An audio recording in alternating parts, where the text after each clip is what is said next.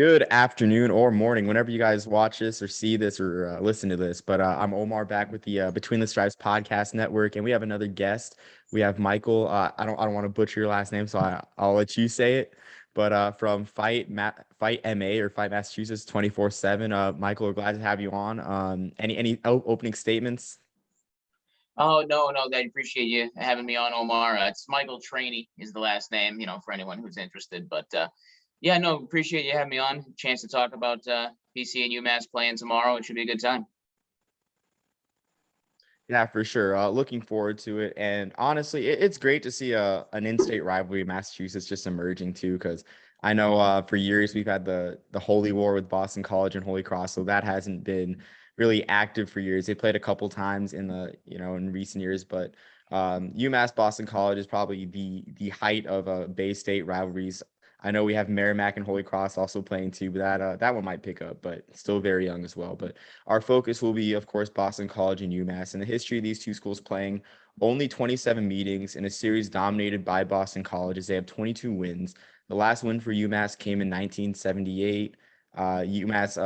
When they played Boston College in the 2010s, they played at Gillette in 2014 and 2016.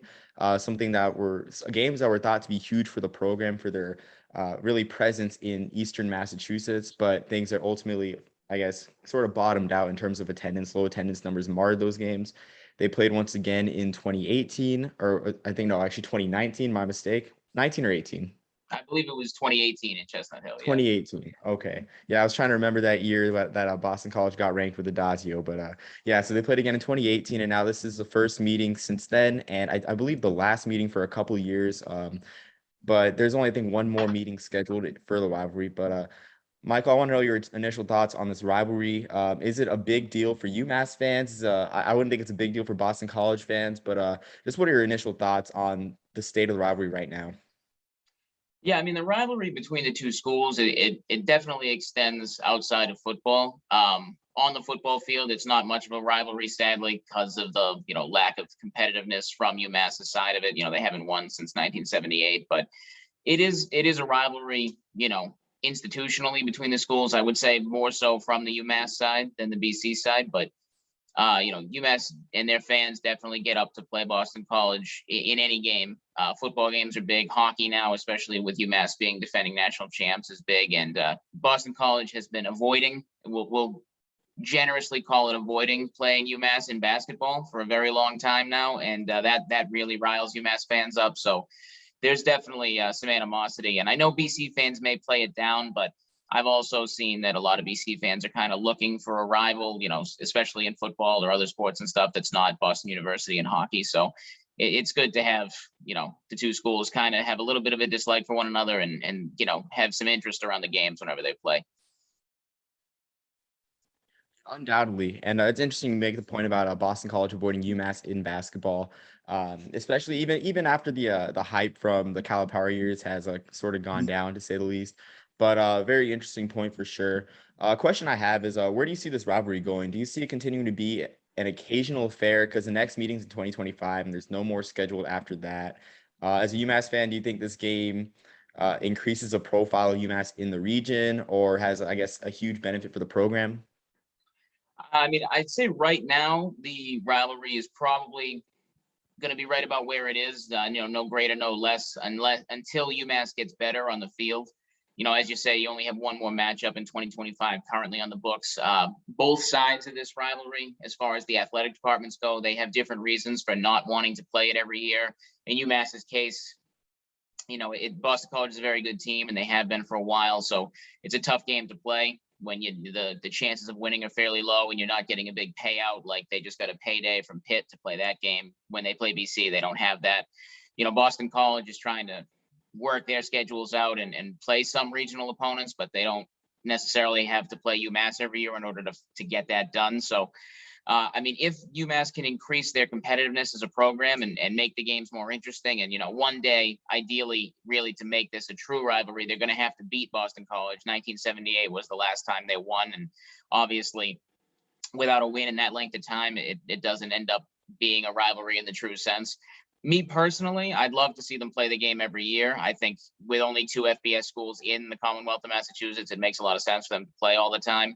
But I can understand where both schools are coming from at this particular stage as to why they may not want to play it every year. But strictly from a fan perspective, I'd love to see them play every year. I think it's an easy game. You could do it a lot of different ways. You could play it home and home. You could play it as a neutral site game at Gillette Stadium every year, and that also gives both teams a chance to do 6 home games plus a neutral site game without leaving the state. So there's a lot of options. I would like to see it, but I understand why we probably won't see too much of it until UMass is a better, more stable football program.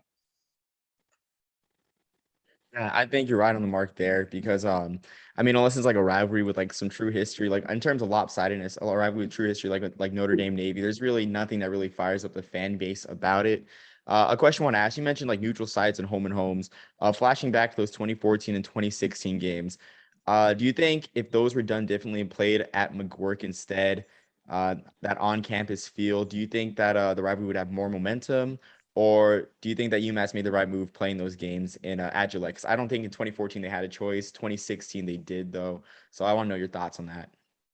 Yeah, I mean, had they been able to play the games at home, a true home game, that always helps. And in 2014, like you say, they really didn't have a choice. They had just recently moved up, and it was the first time they were playing Boston College since they had become an FBS program. And at the time, the first 2 years in FBS, they had to play all their games at Gillette. And then after that, they split it up, doing half the games there, half the games on campus.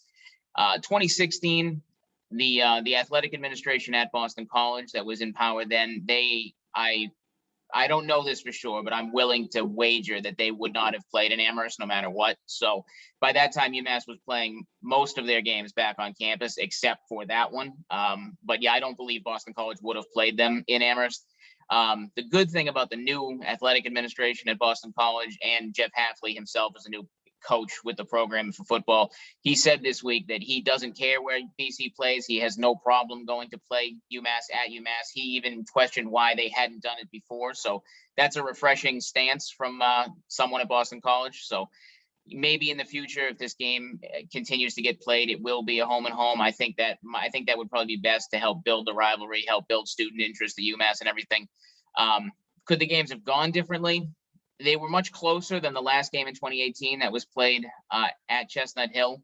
The one in 2016 was a 26-7 final for Boston College, but it wasn't really that close. Not as close as the score would indicate. Boston College was really in control of that whole game. So I don't necessarily think it would have changed the outcome of the games, but it would have been a lot more interesting atmosphere-wise to play the games in Amherst for sure. And I think that could have helped build something, with UMass as far as getting their students and fans more involved and everything. And, would have only been right, I suppose.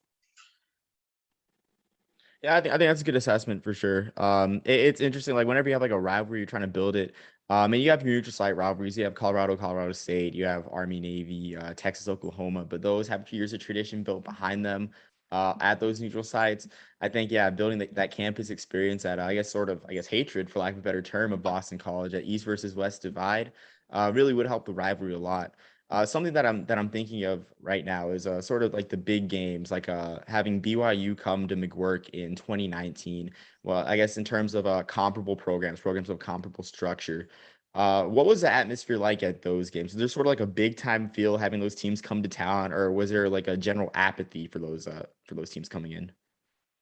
It's tough because when BYU came in 2019, I unfortunately wasn't able to make that game. There was UMass was in a basketball tournament at Mohegan Sun. They were playing Virginia. Who was defending national champs that day. So I was at that game, not the BYU game. But had the program been better, those games like a BYU coming in or Boston College coming in tomorrow would probably have a lot more fanfare. Now, Boston College coming in tomorrow, it's the first game on campus in almost 2 years with everything that's happened with COVID and all that. So it should be a pretty good atmosphere regardless.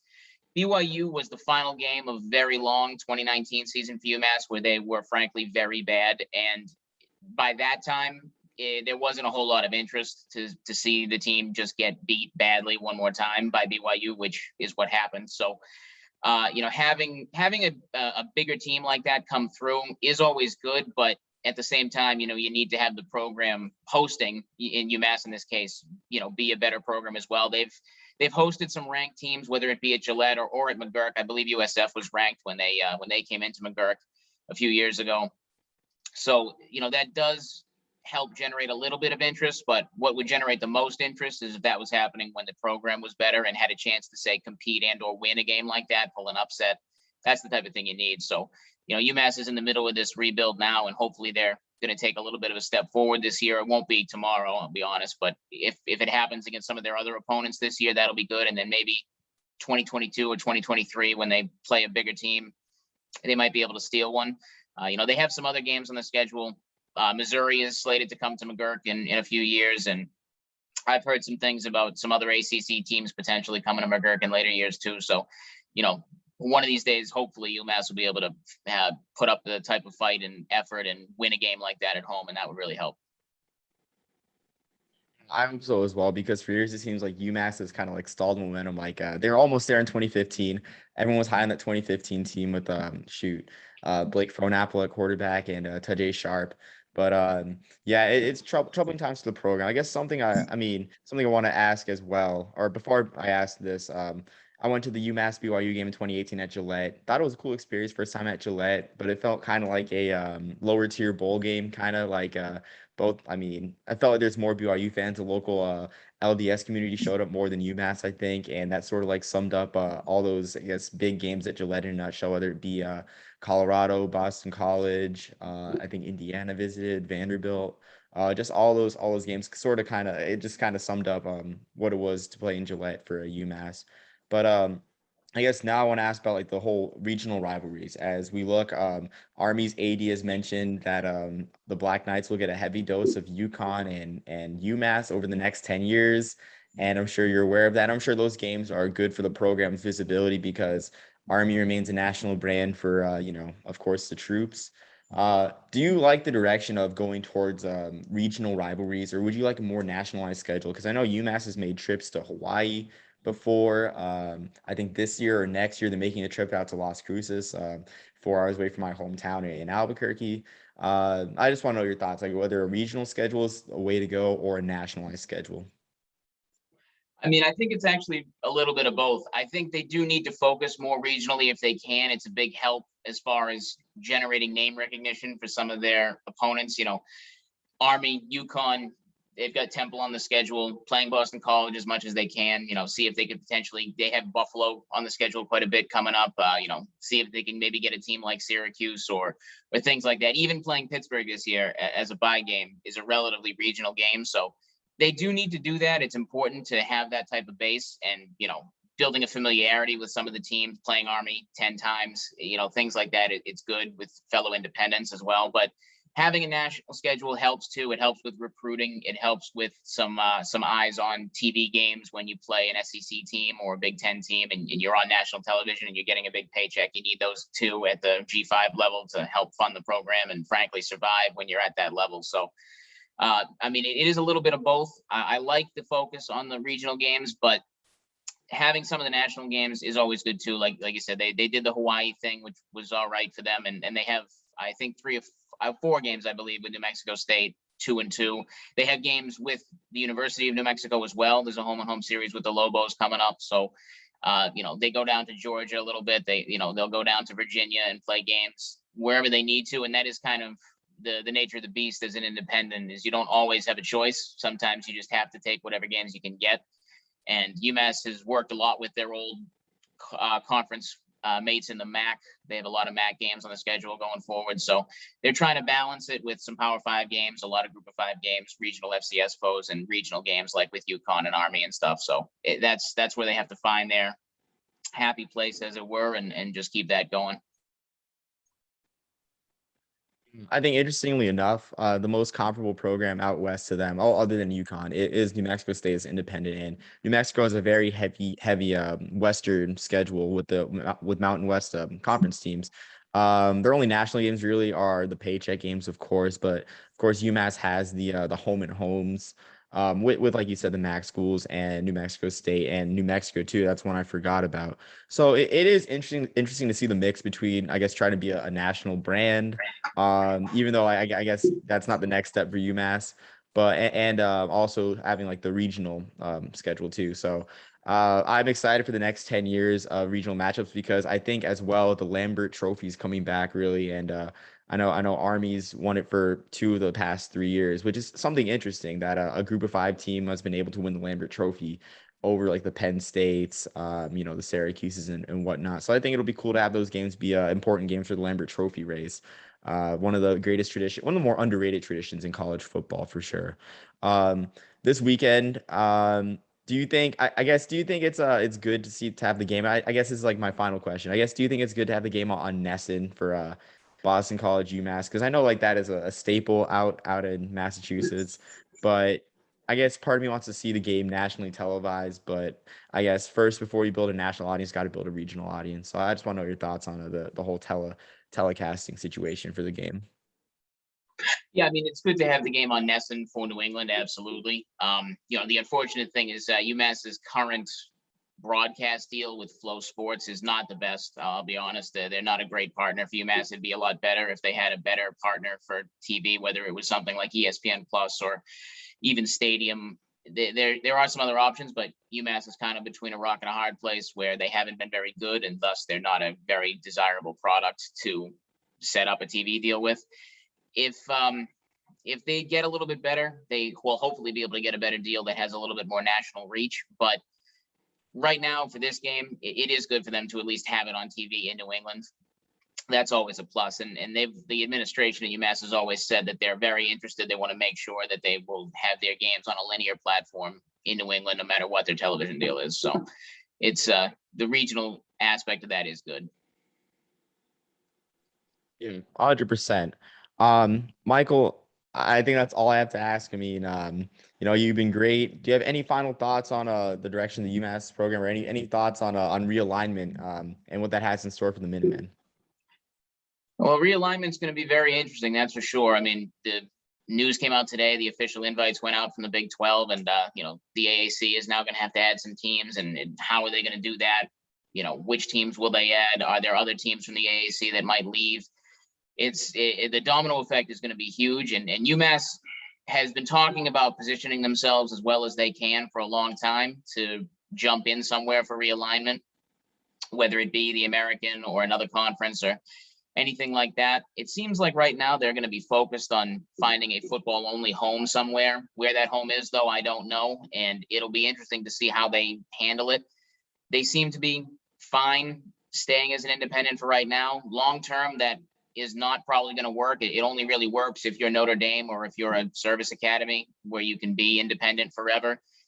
UMass's situation, it's not that. They're eventually going to have to find some sort of conference home. I don't know when. It might be a few years from now, but realignment's going to be very interesting. And hopefully UMass will have done something by the time that realignment comes around that will make them a desirable take for someone, and they'll be able to get in there and have a chance to at least solidify their conference home, while most likely keeping the rest of their athletic department in the Atlantic 10. So Yeah, I think that's an interesting take, like with the Atlantic 10 in play, because we'll see with BYU. I mean, independent for football, West Coast Conference for basketball, and I mean, sort of like a messy divorce from that conference too. And I have the feeling that if UMass finds anywhere to go, the A10 will be fine with it, because that's kind of the situation for the A10 in football playing schools. It's like, stay with us in Olympic sports, and we don't care what you do in terms of football. I mean, heck, you have Davidson in the Pioneer League just existing, except for this spring when they made the playoffs. So should be interesting to see. And I think the situation of UMass and New Mexico State and even UConn gets overlooked because those schools aren't in the best position to succeed. New Mexico State has to schedule in-season home and homes, not really beneficial for them.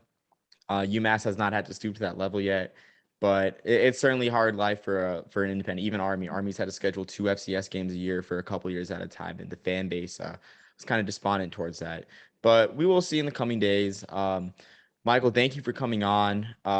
Really appreciate. We look to have you on again. I mean, because I mean, we really enjoy on our podcast is talking about the independence and the situations that don't really get talked about much in terms of because it's a unique situation. It's like doing your own thing, like being alone in that for sure. So we look to have you on in the future. Again, and any final thoughts before we sign off? Nothing too much. No, again, thanks for having me on. If anyone's interested, you can follow me on Twitter. It's at FightMA247 for the site. Give us a follow if you're interested in finding out what's going on with UMass football. And I appreciate it. And well, I'm sure I'll hopefully be on again sometime soon. No, for sure. And I'll put that in the link, or I guess not link, excuse me, in the description for on Spotify and YouTube, where you can find Michael on Twitter and the website. Thank you again, Michael. And until next time, peace, love, and soul. Thank you. Thanks, Omar.